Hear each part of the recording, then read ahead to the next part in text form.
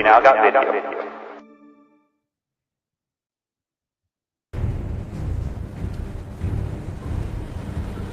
Friday the 13th in JFAC. Holy moly, look who showed up. Folks, there's been some slashing going on the budget today on Friday the 13th. Welcome to Idaho Signal. Having a little fun here this morning. My name is Matt Edwards, and I thank you for joining us. We're going to get right into it because there was a lot going on in the Joint Finance and Appropriations Committee. Well, let's just call it the Budget Committee. This is where they're setting the budget. And today, on Friday the 13th, they were setting the maintenance budgets in here. Brian Allman was in the room for the last few hours, live posting on X, as well as just following along. And so I believe he joins us. He's able to join us. There he is. Good morning, Brian.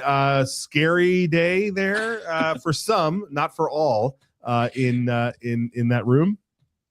Yeah, to listen to some of the speakers this morning, members of JFAC, the Budget Committee, this was very scary that these budget cuts are horrific and they're awful and people are literally going to die because of them.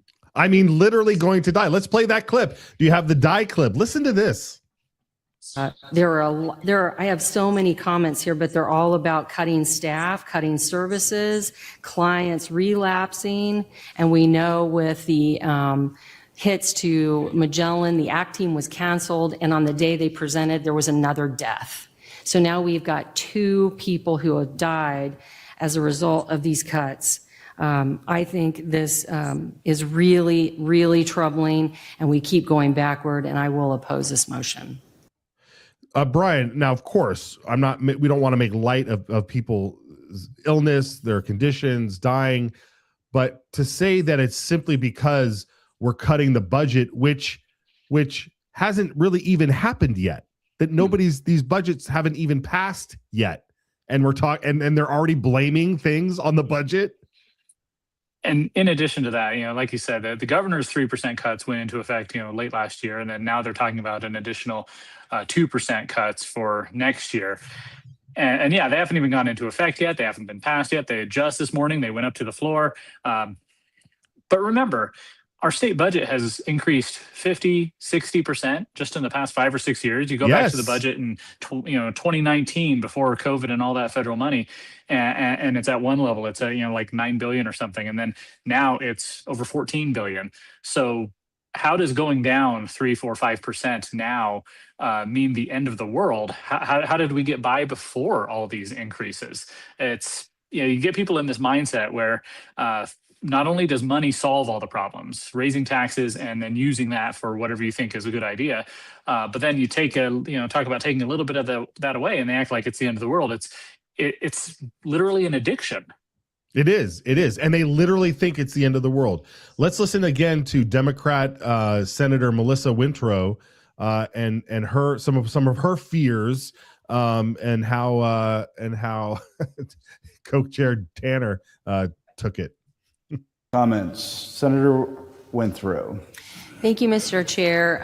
I will oppose this motion mainly because one of the biggest oversights here is in juvenile corrections and the cuts that they're going to take in staffing. There's specific ratios for staff to children and people in their custody for very obvious reasons. And in fact, the Prison Rape Elimination Act requires certain ratios. And if we go below those ratios, we'll probably be in court, and it'll be a pretty ugly headline. And these are kids that need help, and they need support from staff.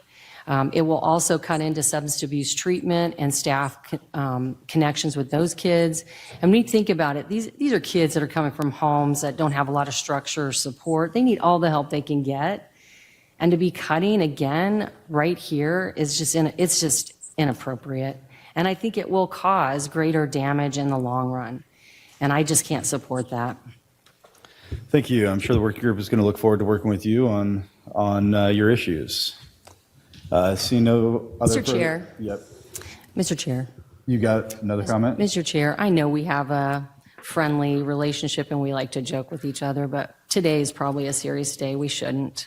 So I'll keep my jokes to a side as well.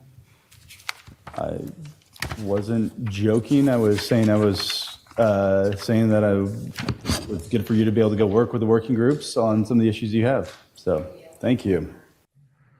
Ooh, boy. I'm telling you, man, it's okay. All right. Yeah, the deeper point there that Representative Tanner was making is that, and they went back and forth on this a lot this morning, is that these are the maintenance budgets. These are the base budgets to keep the lights on. And yeah, they're cutting them down a little bit from last year. We have to. We've got to be cognizant of how much money we have and we don't have, which I know Senator Carlson mentioned. But now it's up to all these working groups. These members of JFAC are breaking off into little subgroups where they're going to, go through the budgets with a fine-tooth comb, with a magnifying glass, and figure, okay, we need to meet these 2% and on top of the governor's 3%, so 5% reductions. Where do we prioritize? And that's something that I think a lot of people on the left don't really get. They don't like the idea of prioritizing. They think we can just do everything. We just raise enough taxes and we can fix every problem in the world. But that's not how the world works. Everything is scarce. Money is scarce. Time is scarce. Resources are scarce. So instead, what they're going to do is, as Tanner said, they're going to go through and decide, okay, what's a priority? And if Senator Wintrow believes that, some of these substance abuse programs or juvenile corrections programs are a priority, then that's, she needs to work within that working group to make sure that those get funded. But that means, okay, we're going to have to then reduce something else to make up for it. Exactly. And that's the working group. That's what they need to do. And there's also the quote enhancement budgets, the things that come later that may or may not get through. But the whole point is you got to go do the work. And that was interesting is Senator Phil Hart, who's been beating this drum about how much work the legislature does have to do. And considering how much funding the legislature itself has compared to the rest of the government, he tried to make his point again. Let's watch Senator Phil Hart. Thank you, Mr. Chairman. Just a comment.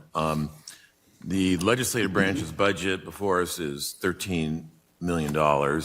If I compare that to the overall state budget of about $13 billion, our branch of government is getting about 1/1000th of that pie.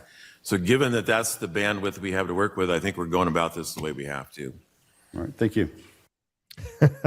Fair point. Fair point. They only have so much time, resources to be able to do the things they need to do. And so we made a joke at the top of the broadcast here of Jason Voorhees from Friday the 13th coming in and just slashing the budget.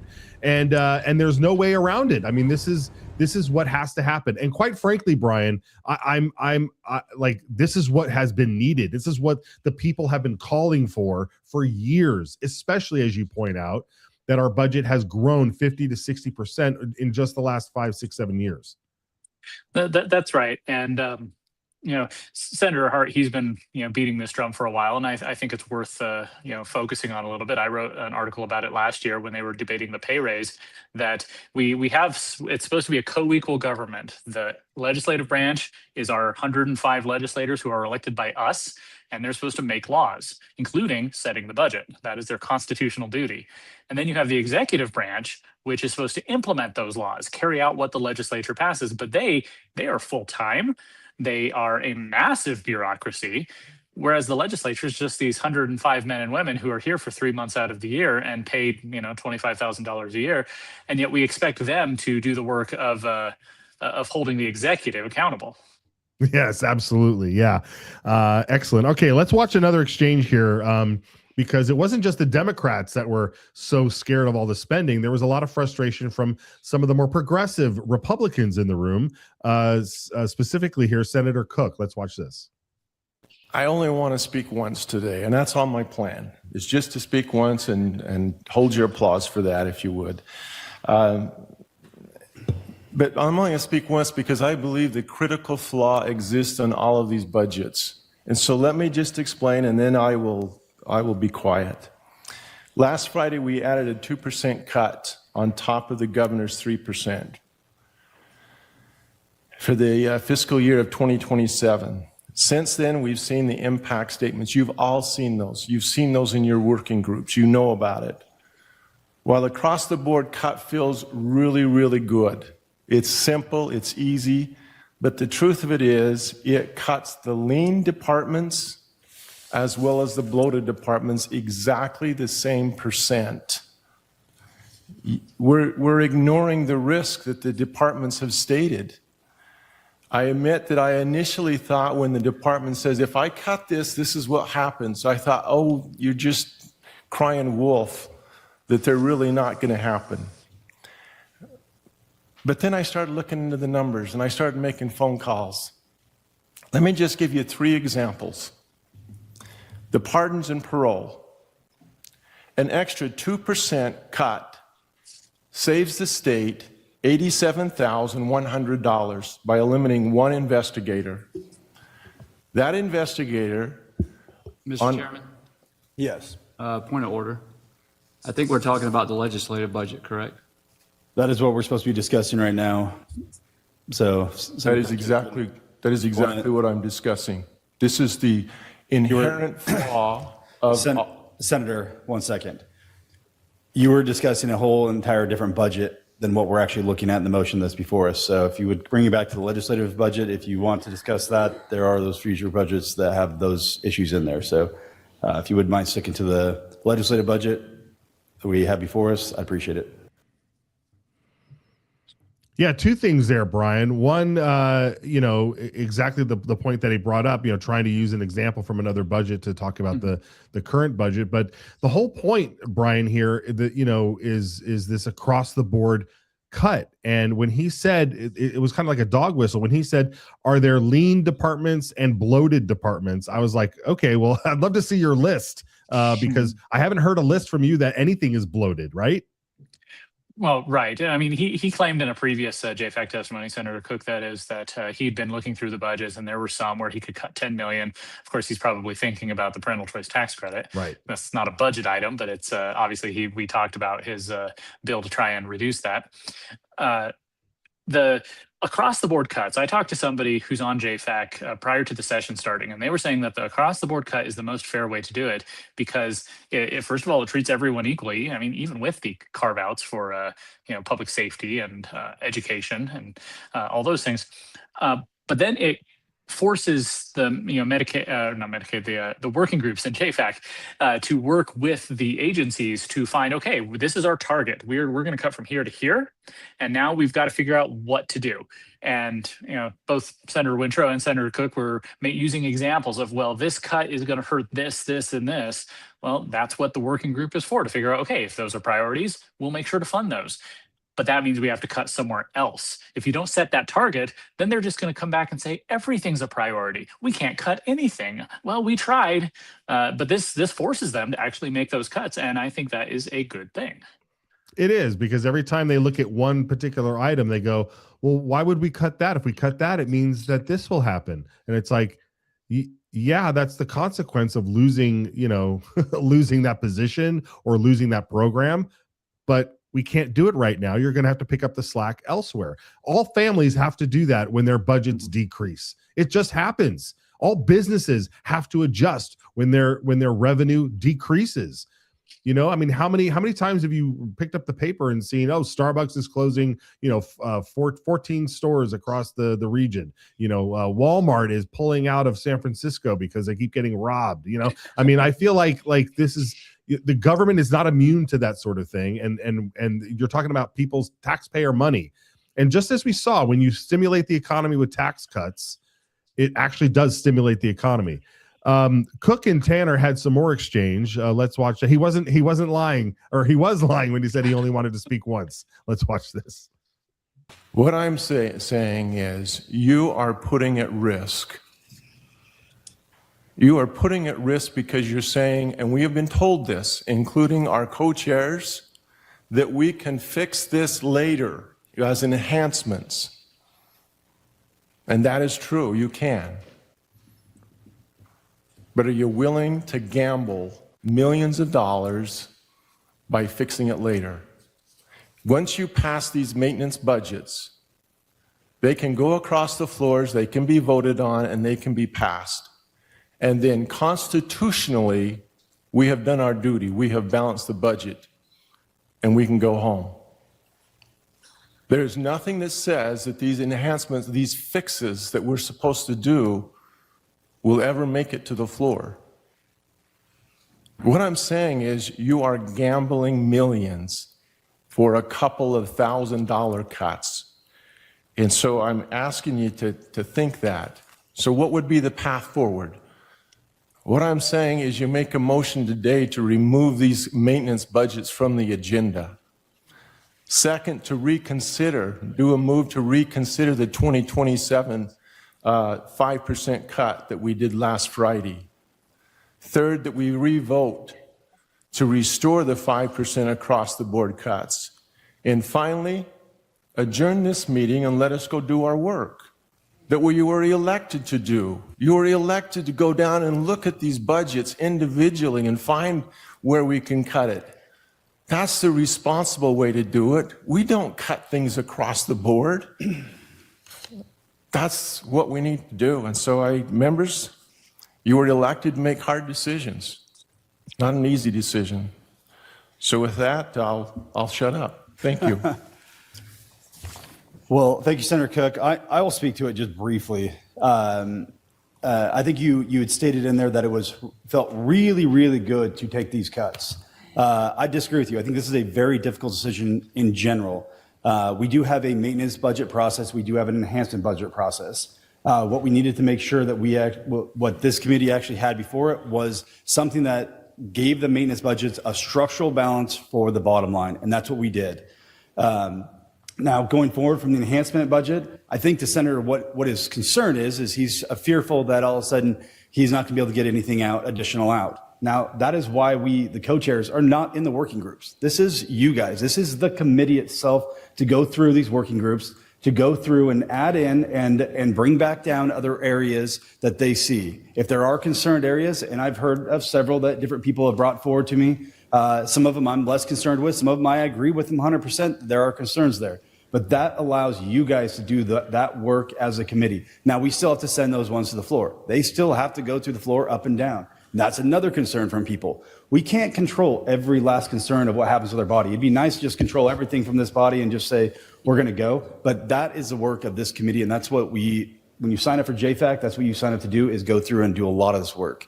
So we're not, this isn't a dead all, end all, be all, like the senator had actually stated. This is we're setting the bottom line aspect of it. And then from there on, we will be working throughout the working groups. And I think you will see a lot of different changes within some of those budgets as they come forward. So, May I comment on that, please?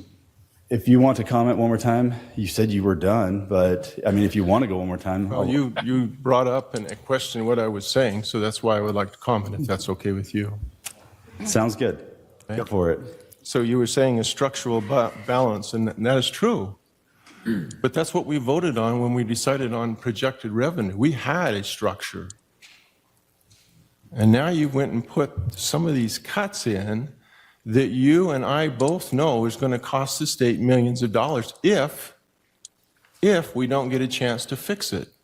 We are passing something today that has the potential of breaking the state. And you know that. And I can give you examples if you will let me.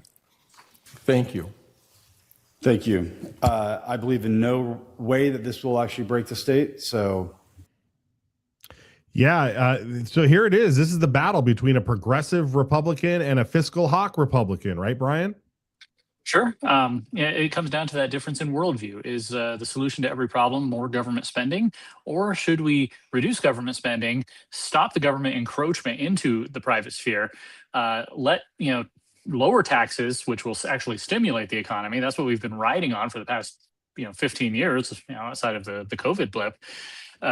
It really is a difference in worldview. And it doesn't matter if you're a Republican or a Democrat. If you believe the government is the solution to everything, and you see these cuts coming off the heels of 50% increase over the past few years as draconian, as going to break the state, then how do we even have a conversation there? Yeah, it's so absurd. It's fear mongering. It's the same thing we hear from the Democrats. There's no daylight between them. It's just the letter R or D.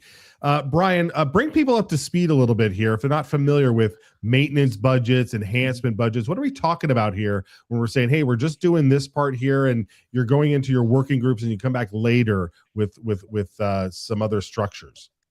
So Senator Grow, my state senator, is the chair of JFAC, the Senate side.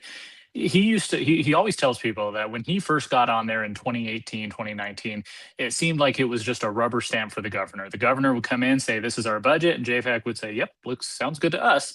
Even though constitutionally it's the legislature that's supposed to set the budget.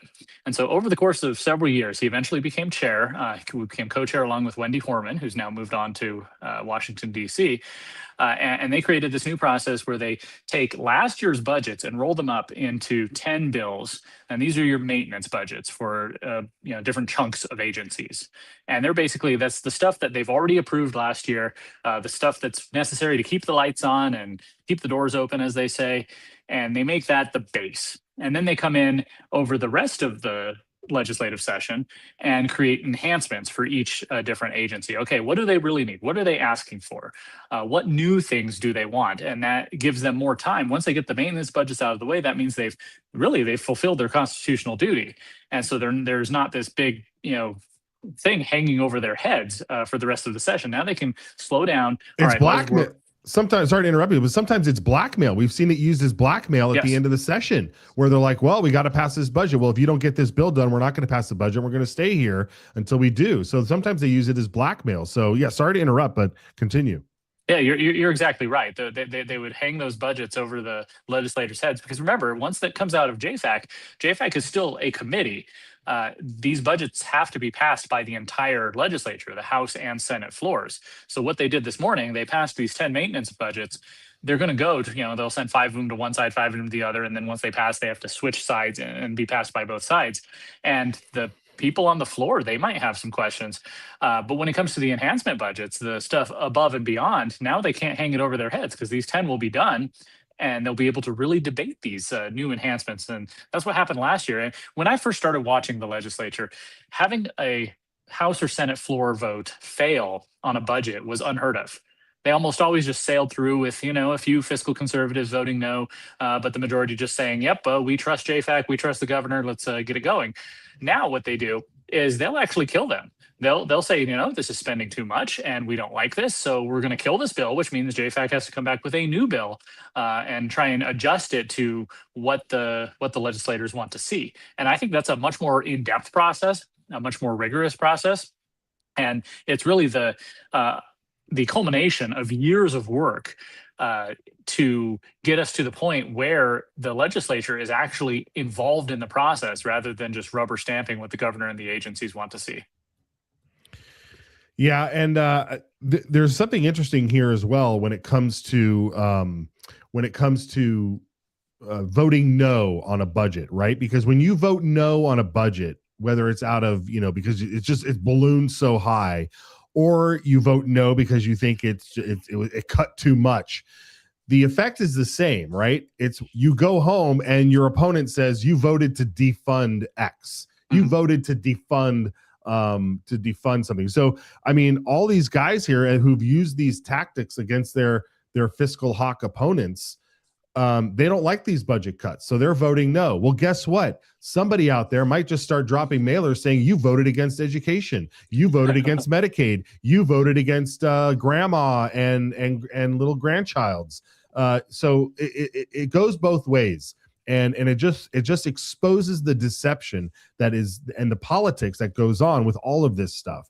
And it really is the best way forward here is what you're doing. It's slashing across the board, not playing favorites, and then telling the working groups to go in there and figure it out.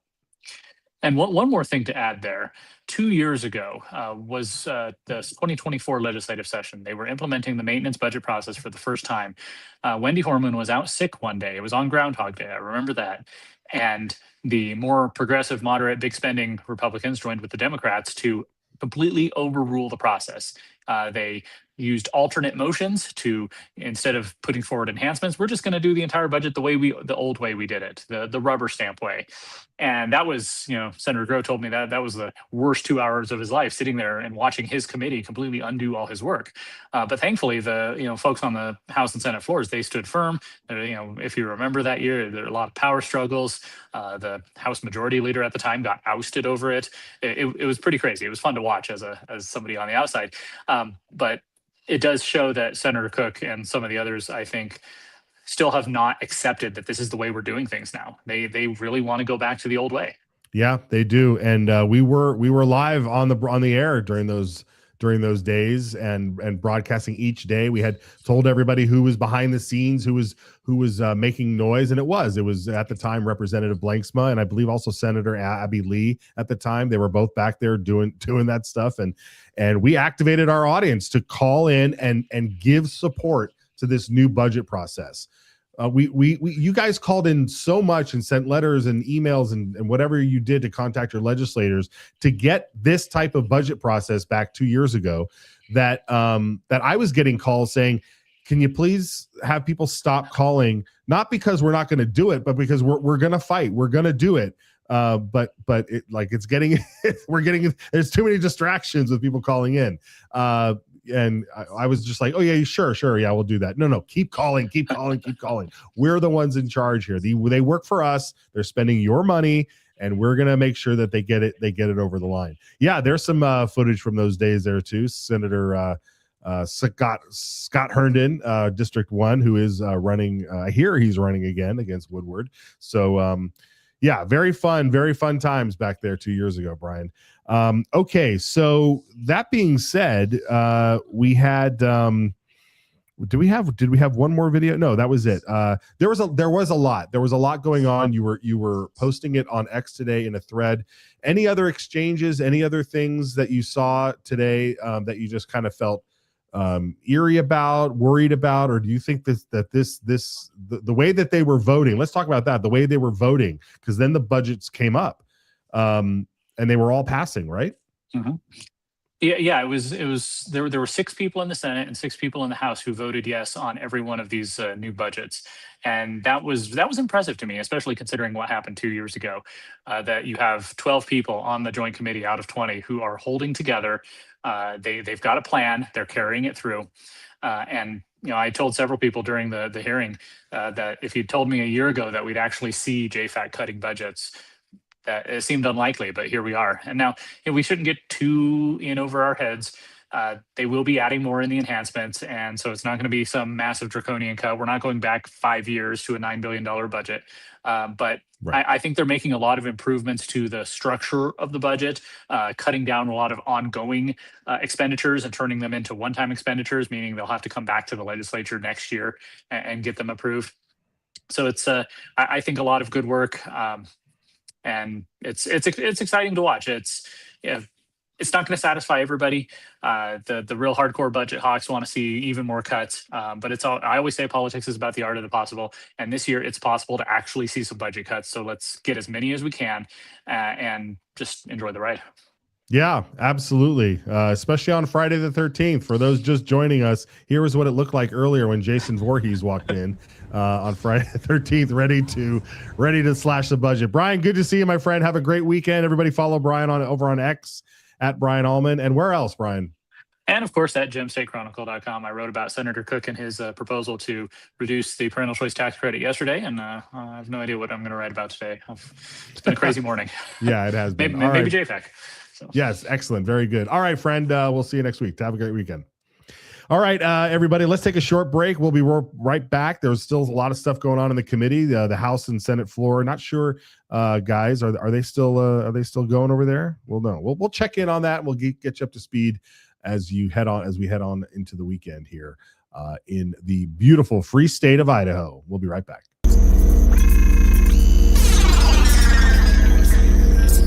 Coming from within the system, which the process in the system is broken. Idaho is the dirt under your fingernails after an honest day's work. Idaho is the hug around your neck when your daughter spells her first word. Idaho is the written word of the law, steadfast and impartial, guarding liberty for all. Idaho is the family rifle passed down, a legacy of protection and the right to stand firm. Idaho is the echo of your own voice, unshaken and free, standing tall among a world silenced. Idaho is the home that's built to weather storms, not empty wallets. Idaho is the quiet trust between a patient and healer, unbroken and sacred. Idaho is the hymn carried by the Spirit, gathering neighbors together in faith and purpose. Idaho is the laughter around a campfire, a family's bond growing stronger with every word. Idaho is the pioneer's will, firm and clear. We govern ourselves, free and unbound. Idaho is what America was. Let's keep it that way. Ask your legislator to sign the Citizens Alliance of Idaho pledge to preserve our shared values. We ride together. And folks, welcome back. Friday the 13th. Give us a call. 208-402-4915 is the line that you want to call and leave us a message. There is plenty of opportunity to get your voice heard throughout this good state of Idaho. 208-402-4915. And we thank you for watching over on YouTube. It is blowing up over there, folks. Incredible numbers, incredible to see. And we just so appreciate you sharing the broadcast and watching the shorts, sharing the shorts. Same thing over on Rumble. Rumble started the shorts thing too, so we started to upload some shorts over there too. Everybody, you got to do the TikTok thing where you're just swiping through like, give me more, give me more, give me more. And I guess some of the stuff you see on this program is good enough, enough for that. I don't know. But we do here that the main thing, though, of course, is action. We want to make sure that you are activated and not just here for the entertainment. Let's check in on the House. It looks like we might have a shot there. And they're getting it's Friday, so I'm sure they're wrapping up. I'm not quite sure. We'd like to thank the Ehlers family for the lovely cookie and the darling little Valentine. Thank you very much. Okay, so Valentine's Day on the House floor. Representative McCann with some cookies and candy. Very nice.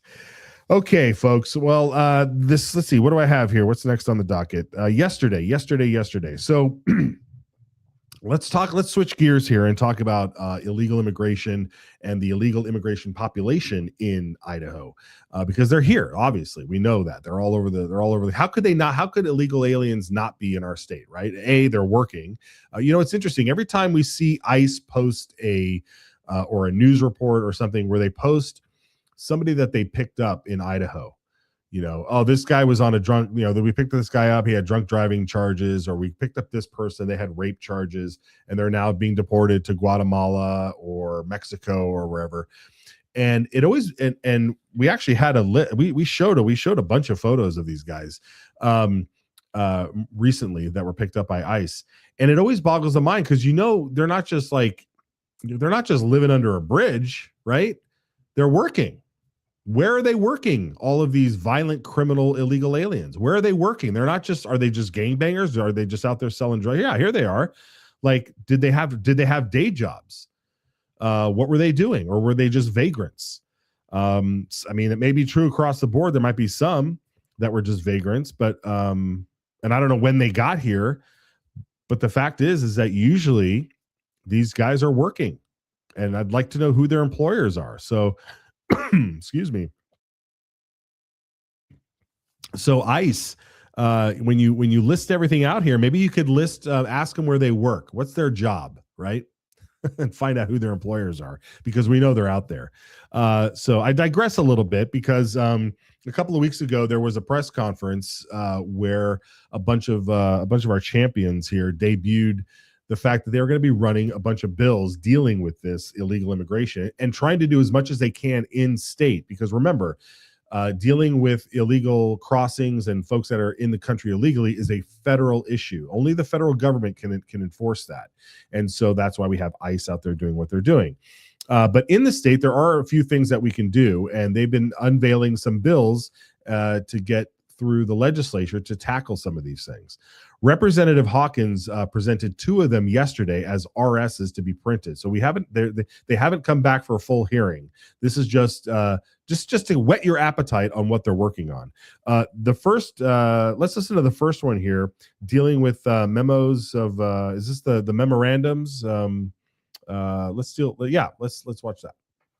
This afternoon, I almost said this morning, RS 32821C3, indicating that we've changed this a few times to make everybody happy. What this does is it creates a memorandum of understanding between local law enforcement. I want to emphasize local, county on down.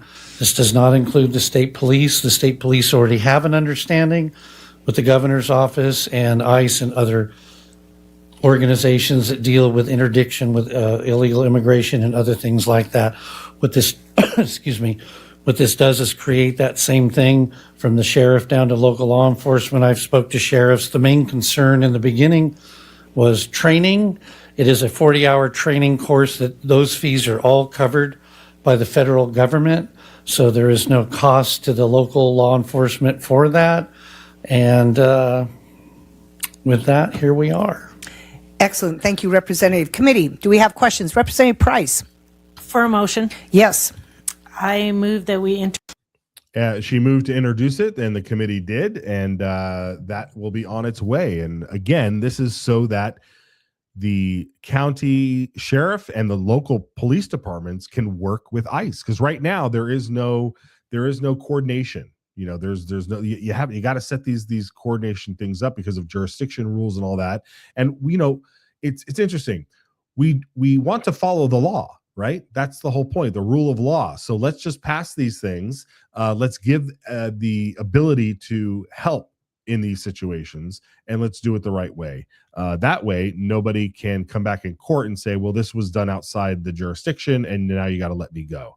So it takes time, but we got to get these things done. And this mess that we're in because of the last, and I'm not just going to say the last 4 years of this country's leadership, but the last 4 years were pretty bad with Biden and the open border. Okay, the next one here that Representative Hawkins had was, let's go ICE. You're right, buddy. Is this next one here had to deal with the population in the jail system. Let's listen to this. L. Hawkins Legislative District 2. This is another bill that deals with immigration issues. This is a little different. This one is asking that we get tracking numbers. We did know that recently there's a number that came out that we have about 300 people in our prison system that are not U.S. citizens, costing the Idaho taxpayers quite a bit of money. And this one does not deal with that per se, but the reason we're trying to gather this information is to find out how much money the taxpayers of Idaho are spending arresting and housing in local county jails and city jails. That is what this bill here before you does. It asks for some generic totals of these numbers to be brought up so that they can be displayed, so we know what we're spending, and maybe finding different avenues to get reimbursed for such things. Idaho taxpayers are on the hook for all this, and some of us don't think that's right. Excellent. Thank you, Representative. Committee, do we have any questions? Okay. Oh, sorry there. Representative Cheatham. Thank you, Madam Chairman. Representative Hawkins. How does one prove your citizenship? I mean, if I had a problem going home this evening, I don't know I have anything on me that proves I am a citizen of the United States. Representative Hawkins. Madam Chair, Representative Cheatham, you have a Idaho issued driver's license. Idaho does not issue driver's licenses to people who are not legally in the state. Yeah, I thought everybody kind of knew that, but I guess in some states they are issuing driver's license to illegals. I don't know. Did Cheatham think that we passed that bill a few years ago? Senator Guthrie was out there trying to get a driver's license for illegals. That's his seatmate. in that same district. So maybe that whole district thinks that was a win, and they already have that. So very, very interesting line of questioning there. That being said, yes, that we need those numbers. We need to know how much it's actually costing us to do this. There was another bill that dealt with the same thing in schools and in hospitals. Like, if it's easy enough to just count how many people, and it's easy enough to count how many women are coming through, or how many, they track race a lot, and all sorts of things. So let's check to see who is here illegally or not, just so that we know how much resources are being spent on illegal aliens in our state. So it's a no-brainer. That got printed as well, so that'll come back for full hearing, and I'm sure the left will show up with their crocodile tears and talk about how counting illegal aliens in our country is somehow akin to, the end of the world and space alien bugs wiping out an entire race of people. Who knows what they're talking about? But that's what's next. Okay, we do expect to hopefully have a representative join us. The House is probably already adjourned, and so if he comes on, we'll definitely bring him on camera and get to him. Other than that, we are going to make sure we have the rest of these clips here. Oh, yes. Senator Doug Econowitz, District 3 out of Hayden, was before committee yesterday as well, dealing with another issue that was, when he told me about this a few weeks ago, I thought, man, that's a really good idea. It's not like explosive or anything, but let's listen to him present it, and we will expand upon it. This legislation deals with foreign national students on athletic teams that are higher education facility or entities. We've got 7 schools that have athletics programs. We have a very large number. Well, it's part of the conversation we're having. We have what I think is a pretty large number of foreign nationals who are on scholarship in some form or fashion, and these folks can't typically stay in the United States and go to work once they become educated to be teachers and engineers and police and so on. So, rough estimate strikes me is probably around 50 to 70 a year graduates that we could potentially see staying in our state and becoming productive citizens. And it's an interesting conversation. We've got, how much we want to have a team win versus how much we want to have students graduate with useful degrees that they maybe can put to work here in our country and our state. This legislation comes to you after meeting with all 4 athletic directors from the 4 universities and speaking with one of the presidents of one of the community colleges. And so it's been modified some from when I originally started it to better accommodate some of the concerns that I heard from those folks. And I think it'll make for an interesting conversation at a full hearing. So I'd appreciate an introduction. Okay, thank you. And the bill was introduced, and it's a good thought because, there are a lot of colleges that recruit, they want the best athletes forever. So they give all these scholarships to folks in foreign countries who come over here, and they take the spots from American students who want to be on those teams. And the only reason that the schools are wanting to have these folks, these foreign nationals on their teams, is because they want to win. They want to win something for the school. But then generally speaking, these folks leave the country, they go back to their home country, or they even go back and compete. I mean, there were people that were like, like the Olympics are going on now, and it's strange how they say so, like some of these foreign nationals end up, they went to school here, they did all this stuff, and now they're competing for gold over there. I don't know. It's a bizarre thing. But the point being, these are American colleges, and we should be allowing the opportunity for these students to be able to compete in college in the sports here at the universities here without having to compete for a spot from a foreign national who's just going to take their degree and cut out of here. So like Econowitz said there, it's a good discussion to have. And maybe there's points to be made on the other side as well. So it did get printed, and so we'll see about that. See how it goes. All right, some more cleanup, batten cleanup here. Senator Josh Cole out of Twin Falls had an interesting bill here for homeschoolers who still want to be involved in their community. Let's watch this. Here to present to you today RS 33271. The PROM Act, which stands for Participation in Recreation Outside of Matriculation, would allow homeschooled students in grades 8 through 12 in Idaho to obtain a social access pass at their local public school, allowing them to participate in school-sponsored social activities such as dances, college fairs, and cultural events. This is really important because we want to bridge the cultural gap and ensure that there's as much integration in our community as possible. The question might arise, don't schools already do this?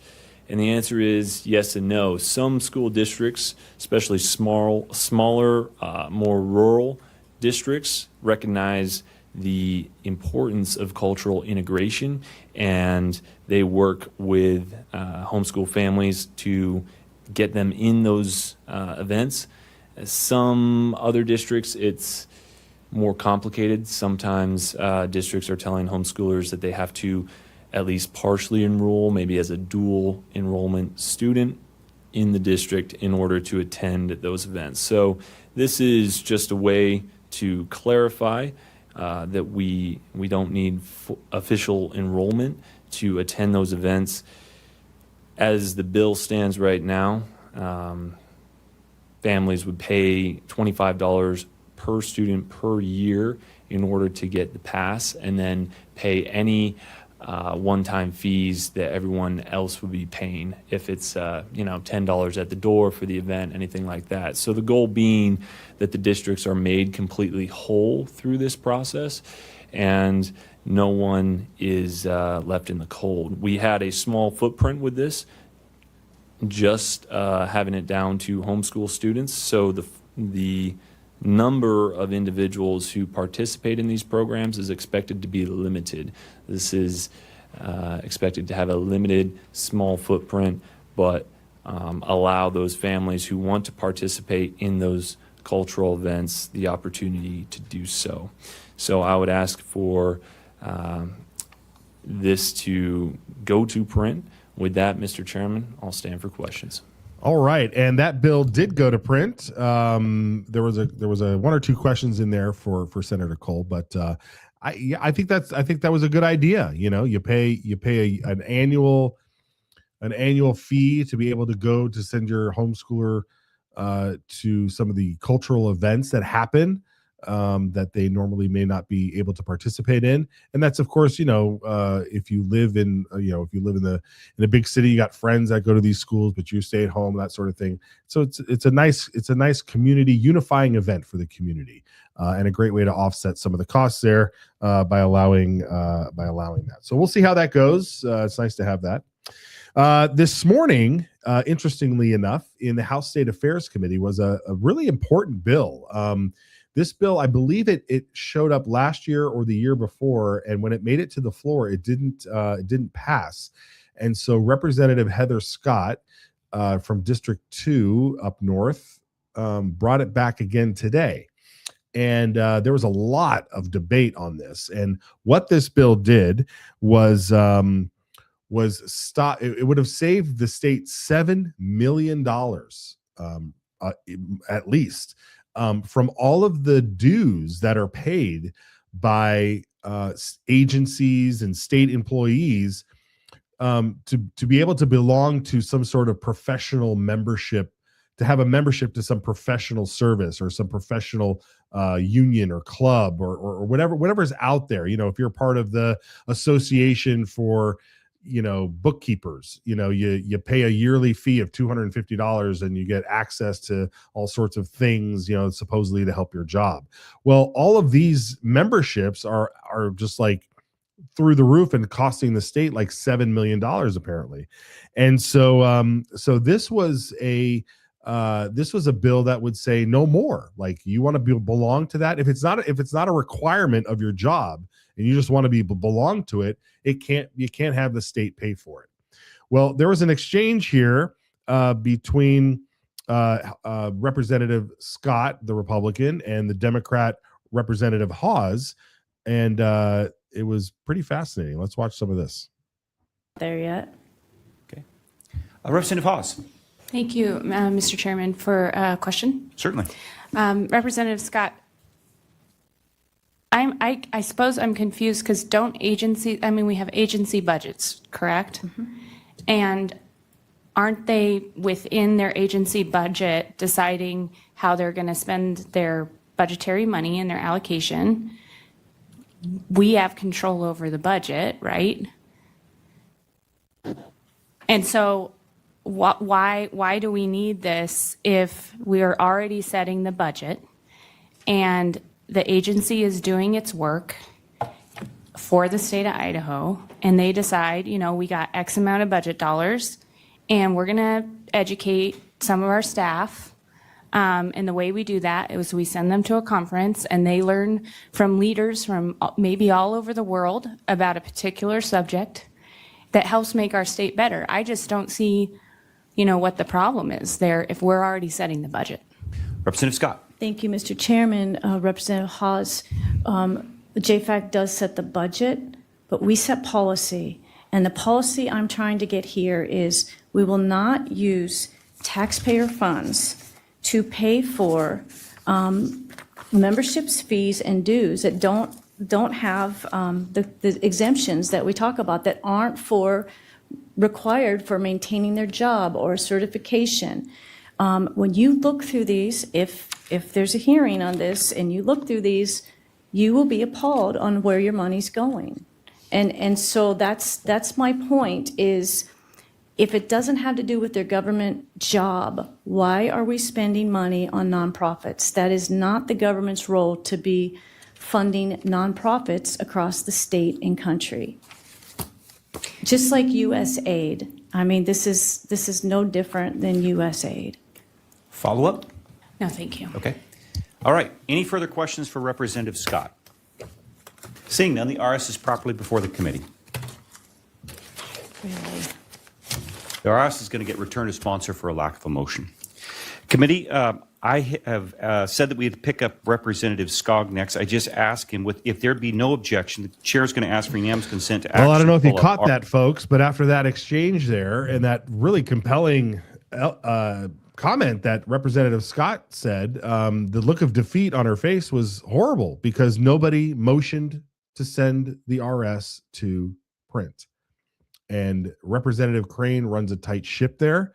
I don't understand. We're going to find out what happened, why even the chairman, I don't know, I'm sure the chairman can make a motion, but he was waiting for a motion. Nobody motioned it.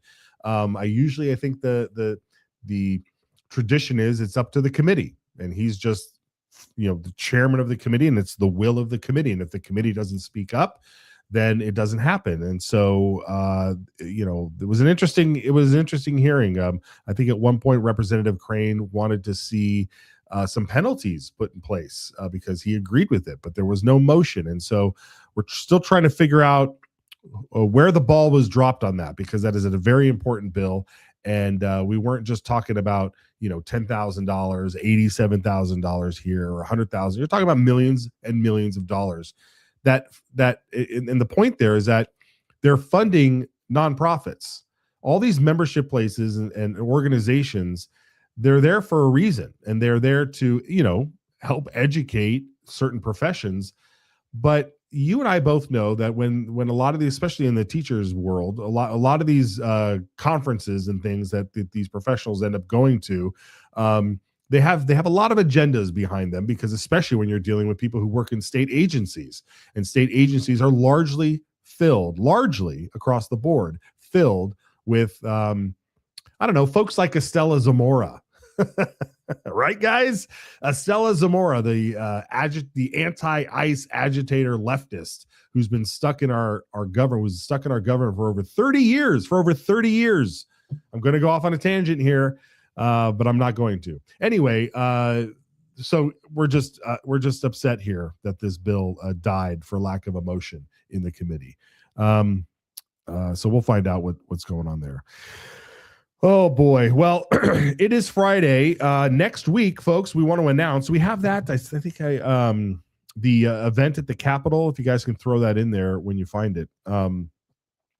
Next week at the Capitol, I'll be in town in Boise, and on February 19th, Doors Win Wars. That is what we'll be talking about. It's a Capitol Clarity event. It's happening inside the Lincoln Auditorium on Thursday, February 19 at 12 p.m. in the afternoon. So come by, meet me in person. We're going to talk about door knocking, the effects of door knocking, and how to get your message across when you are out there trying to save your republic, folks. That's it. So we thank the Idaho Freedom Foundation for allowing us the opportunity to slip in there one Thursday at 12 p.m. And so we're excited. We're excited for that. Also, there was another. Did that event already pass? I think there was an event happening that already passed. If you're watching us on YouTube, please be sure to hit the little bell, the little ding-a-ling bell there, and be sure to. Is that a live shot or is that just a screenshot? I'm trying to remember what we got there. It's probably just a screenshot. Yeah, it's just a screenshot from a while ago. But we're like up over 6,000 subscribers on YouTube. We thank you so much for joining us there. Let's see. We got a message here, a comment. They are funding woke nonprofit organizations tied to WHO and One Health agent agendas. That's true. I mean, that's true. Directors of state agencies often sit on the board of these organizations. That's true. CCRCC treasurer. The treasurer knows. Idaho Signal.live. Go check it out when you're out there. You know, you got your iPhone or your iPad, iPod. People still have iPods, or you're in your vehicle and you don't want to use up all that data. You can listen to the program on IdahoSignal.live. What other fun stuff we have? Oh, you guys, it's Valentine's Day tomorrow, so hopefully you have a good porterhouse out or a good tomahawk steak that you're going to share with your loved one. I recommend you pick up your smoked salts. They are crafted in the USA. It's Pacific Ocean sea salt, smoked with these beautifully aromatic woods right there. Head over to AmericanSmokeCo.com, AmericanSmokeCo.com, a great American company, and get yourself some today. All right, folks, we will see you next week. Enjoy your fantastic weekend, and thank you so much. God bless. Take care.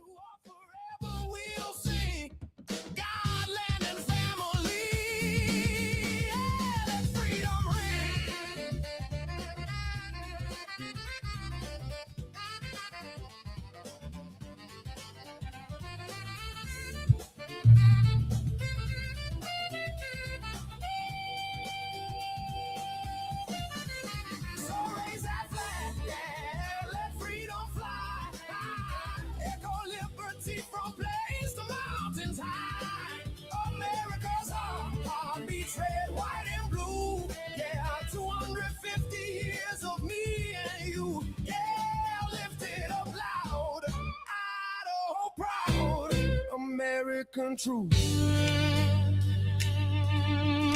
Idaho proud. Red, white, blue. Idaho proud. Red, white, and blue.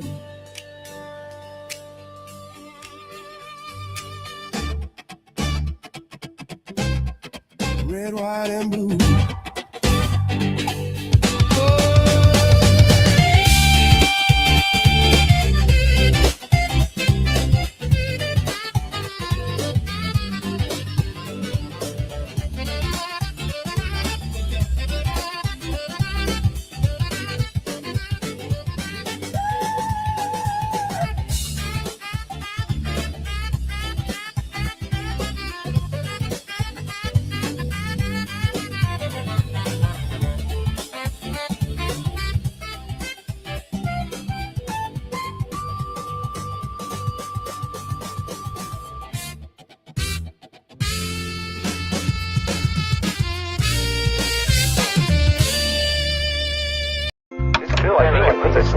ground. It says we have a sovereign right to protect what's ours.